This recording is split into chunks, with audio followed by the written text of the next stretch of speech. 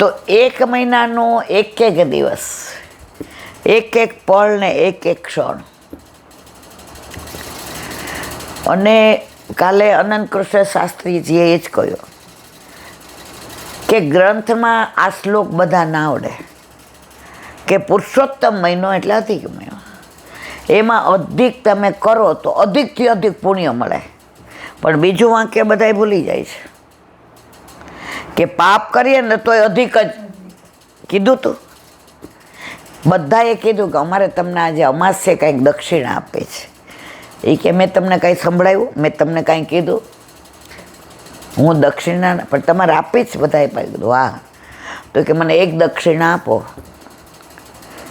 કે દુનિયામાં પહેલી વાર ગૌશાળામાં ભાગવતનું પારાયણ થયું, પહેલી વાર ગૌશાળામાં વનભોજન થયું, પહેલી વાર ગૌશાળામાં નંદ ઉત્સવ થયો. હવે તમારે એની દક્ષિણા આપી છે ને બધા કે હા રાજી થઈ ગયા, બધા પાકીટ આમ કરવા માંડ્યા. એ કે એટલાય નહીં થાય, હવે હું માગું એ દક્ષિણા આપો. આ પુરુષોત્તમ માસમાં ગાયોની સાક્ષીએ, જો ત્યાં આપણી સાક્ષી આ મહિનાની ગાયો આપવાની, કારણ કે પ્રભુને ગાયો બહુ જ વાલી છે. અને હવે જો કાંઈક ખોટું કરવા જશું તો ગાય યાદ આવશે કે એ પ્રભુને કહી દેશે, અને સારું કરશું તો રાજી થશું કે આપણી સરાહના ત્યાં થવાની છે.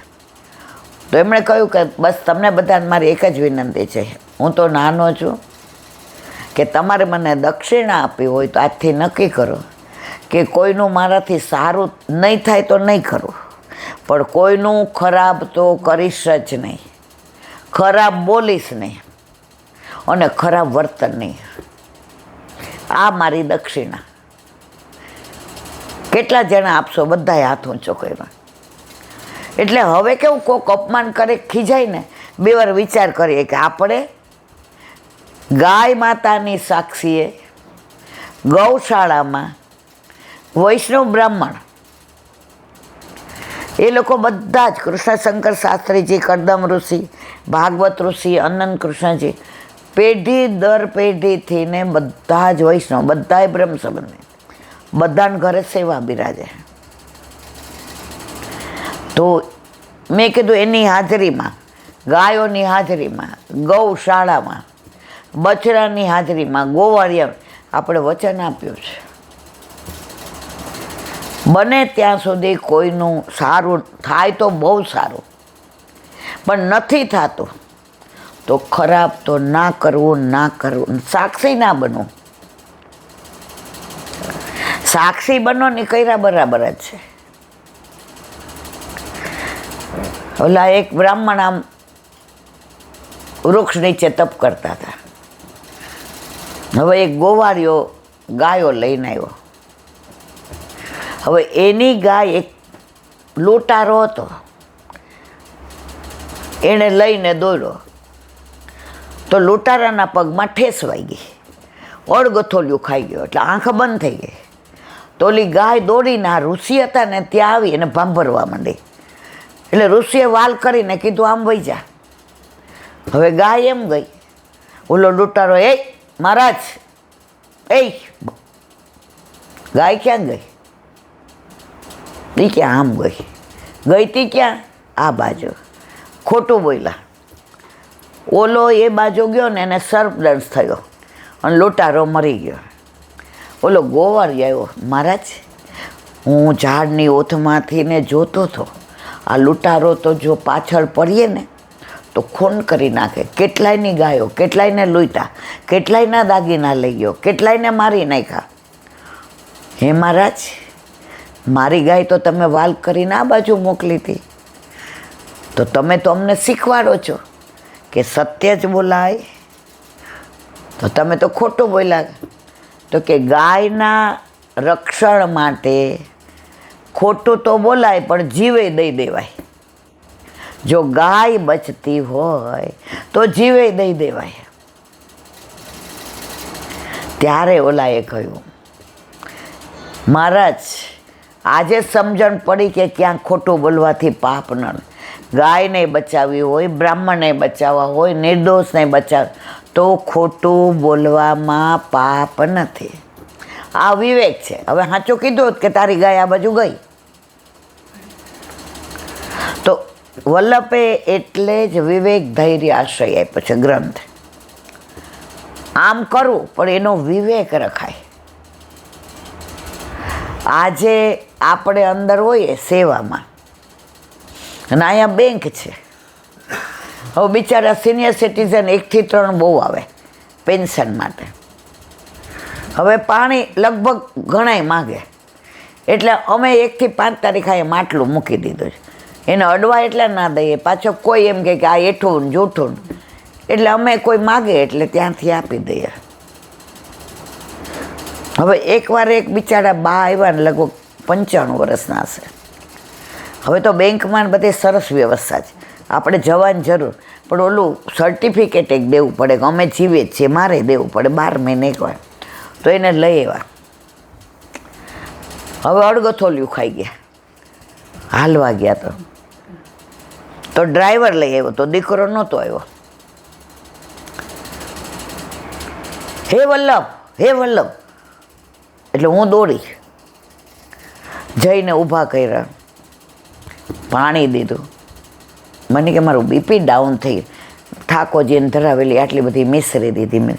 મને કે ડાયાબિટીસ છે. મેં જો બીપી ડાઉન થયું ને ડાયાબિટીસની ચિંતા કરો, માં ખાઈ જાઓ. અંદર બેસાડ્યા. મને કે તમે વૈષ્ણવ છો ને? મેં કીધું હા. મેં તમે કીધું ને હે વલ્લભ, હે વલ્લભ, તરત દોડતી આવી. ત્યારે બીજા ભાઈ હતા એ કે અહીંયા ગમે એને કાંઈ જોઈતું કરતું હોય ને આ લોકોને. અમે કીધું અમારું ઘર ક્યાં છે? ઉપર લખ્યું જ ગોપાલ રાવટી. તો વલ્લભ એવું ક્યાંય કહ્યું જ નથી કે તમે એવી સેવા કરો, આને અડવું નહીં ને આને આમ ના કરો ને. તમે નાહી ધોઈને ચોખ્ખા કપડાં પહેરીને પ્રભુની સન્મુખ જાઓ. આવું કાંઈ થાય. ગુસાઈજી ગોકુળથી ને જતીપુરા જતા હતા ઘોડા ઉપર બેસીને, અને રસ્તામાં ઓલી કુંજરીને જોઈ બેભાન થઈ. કુંજરી એટલે સમજી ગયા ને યવન. પાછળ બેઠો તેને કે જો જેરાજ પાણી પાણી કરે છે. એ ક્યાં જારી? એ કે સોનાની જારીજી છોવાઈ જશે. ગુસાઈજી કે જારીજી બીજી આવશે, જીવ જાશે તો નહીં આવે.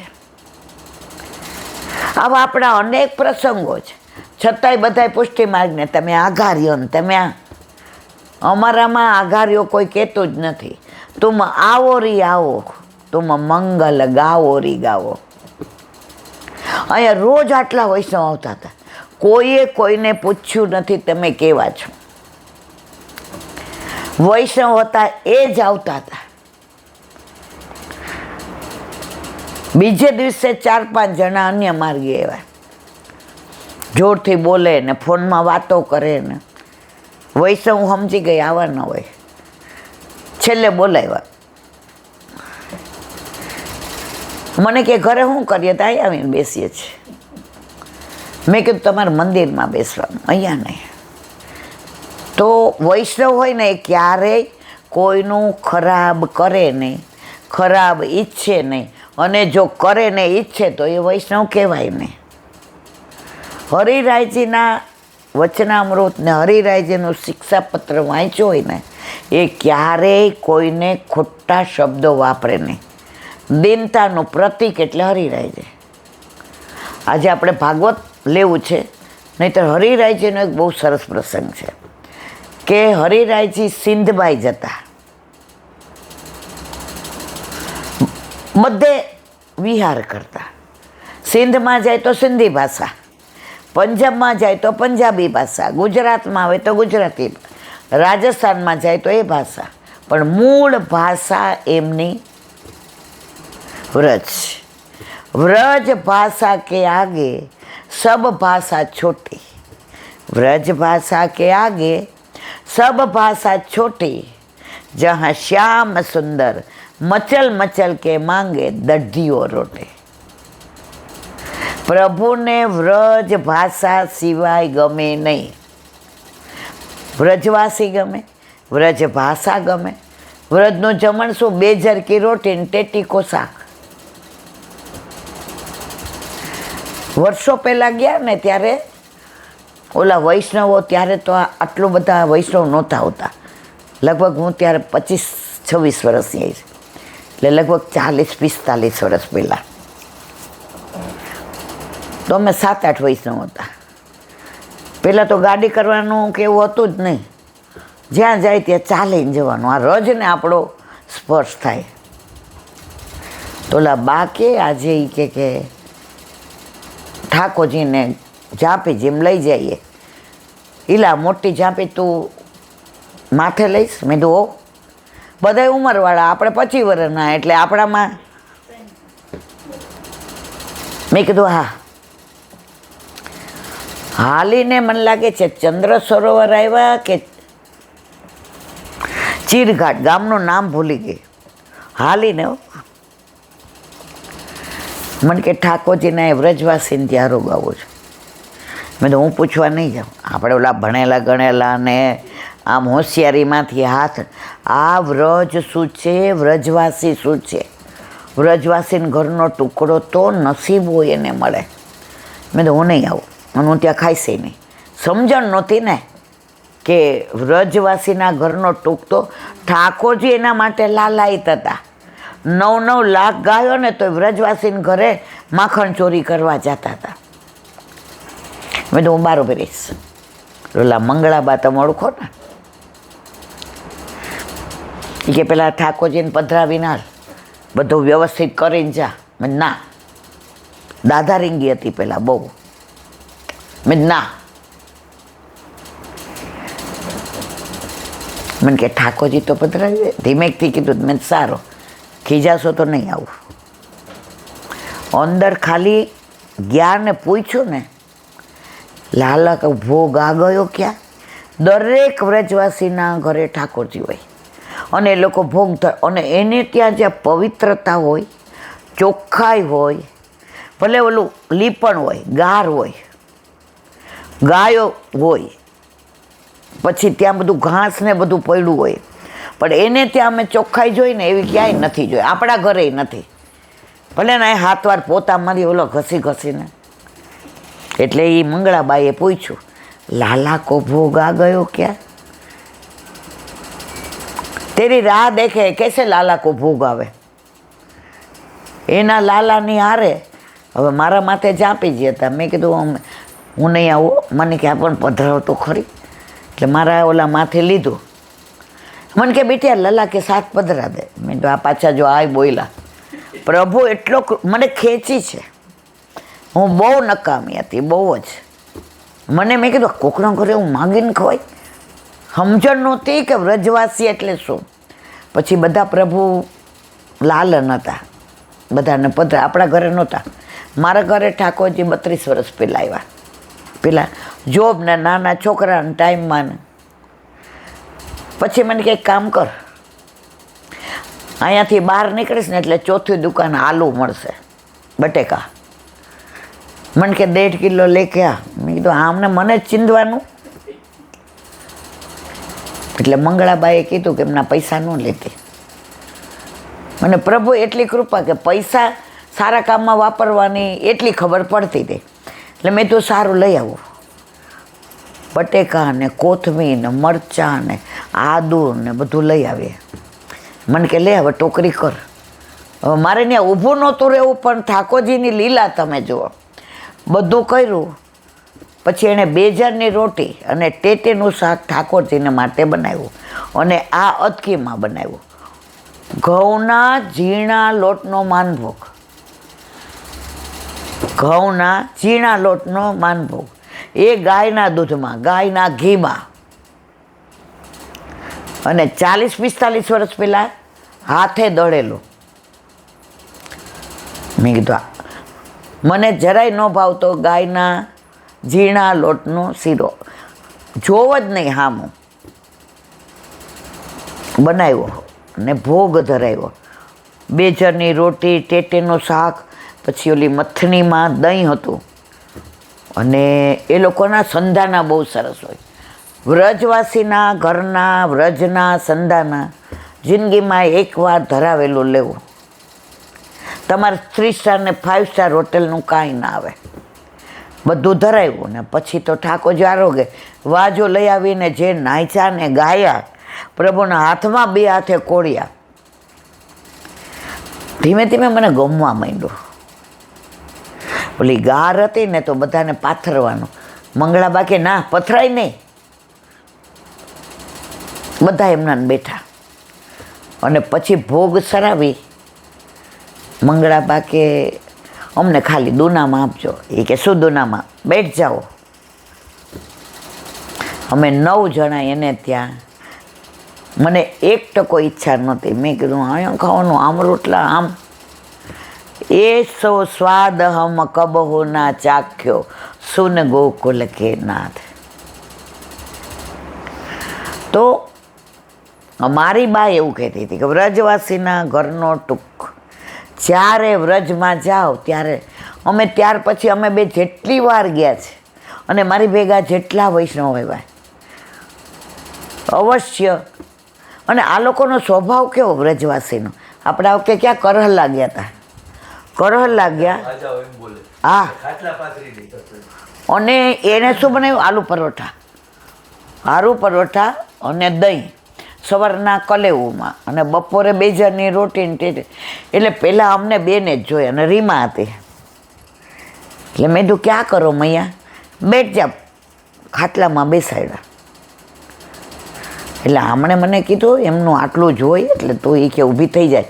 પછી મેં કીધું હા, હવે મારી પાછળ તો 100 જણ આવ્યા. ખાટલા તો 2 પાછળ 4 5 બધા નીચે બેઠા. મેં કીધું આ પાછા બટેકા ક્યારે બાપશે ને શું, પણ આ લોકો શું કર્યું ખબર નથી. અમે બધાએ ધરાઈને પ્રસાદ લીધો, ધરાઈને 2 જણની રોટી, ટેટીનું દહીં અને આલુ પરોઠા અને સંધાનો. બધાએ પૈસા દેવા માંડ્યા. પૈસાની વાત નહીં કરવાની. પછી અમે લોકોએ પરાણે કોઈ સાડી હાથે. પણ વ્રજવાસી આપણે તો અહીંયા બહાર કોઈ પાણી લેવા આવે ને તો બીએ કે અત્યારે કિસ્સા એવા બને છે. હમણાં અમારે ત્યાં અઠવાડિયા પહેલાં એક છોકરી આવી સવારે.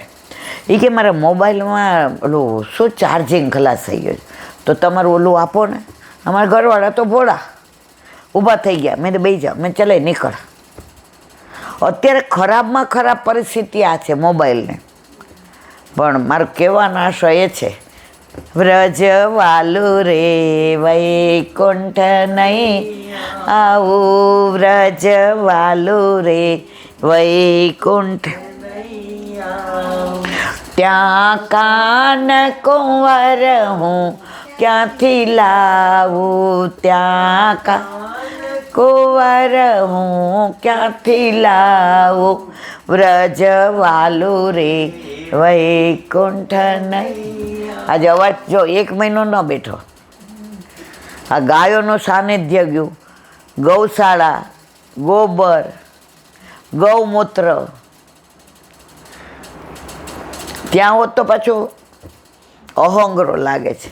સવારના તો 2-3 વાર રડી ગઈ. મેં કીધું અરે યાર ક્યાં આજે રીમા કે કેટલા વાગે જવું છે. મેં કીધું બેન આજ ક્યાં જવાનું છે. આ જે આનંદ લીધો છે ને એની કોઈ કિંમત નથી. હવે આપણે બીજા પુસ્તક કાલથી ચાલુ કરશું.